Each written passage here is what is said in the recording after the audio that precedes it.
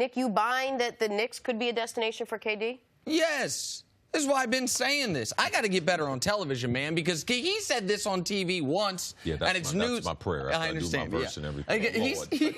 He says this on TV once. I see it everywhere on the internet.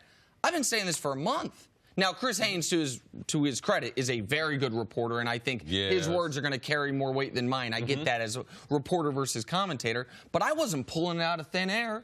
This is what NBA people have been talking about for quite some time, that Kevin Durant and another guy might end up 10 blocks from here, where we film this television show. Again, I will be consistent on this. Kevin Durant has not made up his mind. He does not know if he's leaving Golden State at all, and if he does, where he would go. But the Knicks have the ability, as soon as they move on from Joakim Noah, to add 2 guys. They already have Kristaps. And a Kevin Durant as your best guy, and then a guard, be it Butler, Kyrie, maybe a third mystery guy, or plus Kristaps, that is good enough to contend in the East immediately. And if he wants to have the LeBron type of, oh, you didn't give me credit for these championships, you gon' give me credit for this one. The Knicks didn't have the Cavs drought, but the Knicks ain't won a title since '73. Like, they have this great history that's more mythology than actual history. And so, yes, of course this is a real thing. See, as someone who's a fan of the Knicks, you know this team very well. What would it do for the NBA for the Knicks to get someone like KD, maybe someone else, and have a little relevance again back? Well, first we got to give James Dolan a little bit of credit. He takes a beating, and the reason why is because when he hired Scott Perry, he told him you can be patient in trying to build this. Scott Perry took over the team last year as a general manager. We saw their star and Kristaps get hurt, and they're going to take their time as far as him coming back. And Kristaps and his ability to be able to stay there in New York is also going to be a drawing card for Kevin Durant or another superstar. I just know in talking with the people at the Knicks, in 2019, they're going big game hunting. And just like it's not Magic Johnson going after him, but Scott Perry has strong relationships in the basketball community. Some of those other things that Chris Haynes pointed out, very, very intriguing. Man, we haven't heard anything about Kevin Durant's dad.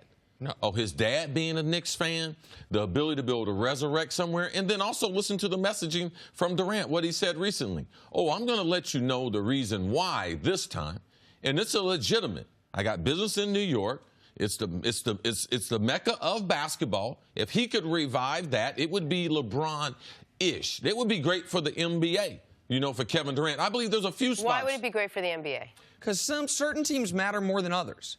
And even though the Knicks haven't earned it on the court, they matter more than others. If we had a situation where you have LeBron wearing a Lakers uniform, Durant wearing a Knicks uniform, the Celtics super relevant even if Kyrie leaves because of all their young talent, Philly doing what they're doing, those are 4 of your 5 most important franchises in the sport. Yeah, I just think it's very intriguing when you have another superstar like KD that's going to attract a certain amount of attention. I know it's the market, but it's about the balance. Right now, we have too many of the great players in the West. We have too many we have more better teams in the West. The balance of the NBA. We were worried about this a couple years ago. Then we saw LeBron go to the West. We're talking about, hey, man, we got to change the seeding in the playoffs.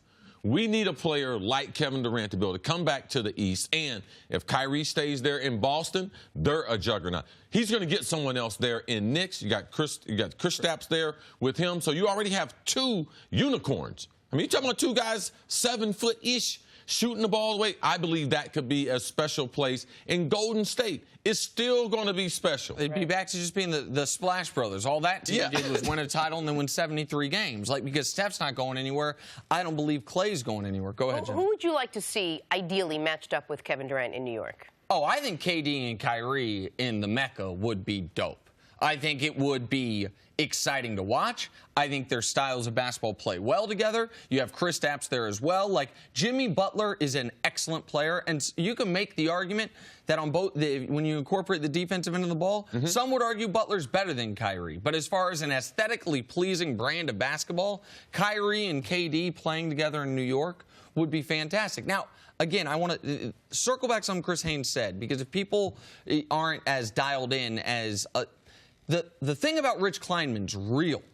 Kevin Durant, Rich Kleinman is not just Kevin Durant's business partner. They're launching a television series together. They do podcast series together. Rich Kleinman has helped make Kevin Durant maybe almost as much money off the court as Durant has made on the court. Their partnership is very important. So it's not just like, oh, an agent has a relationship. These guys are actual, real partners. So that was a very important point Chris Haynes made. And you're right about the dad thing. I never heard any. I've heard a lot about Mama Durant. I've never heard a mumbling word about Kevin Durant's father. So that was an interesting aspect I had not heard and I had not considered. And San Francisco's great. What Golden State got going on is great. But it's not Los Angeles.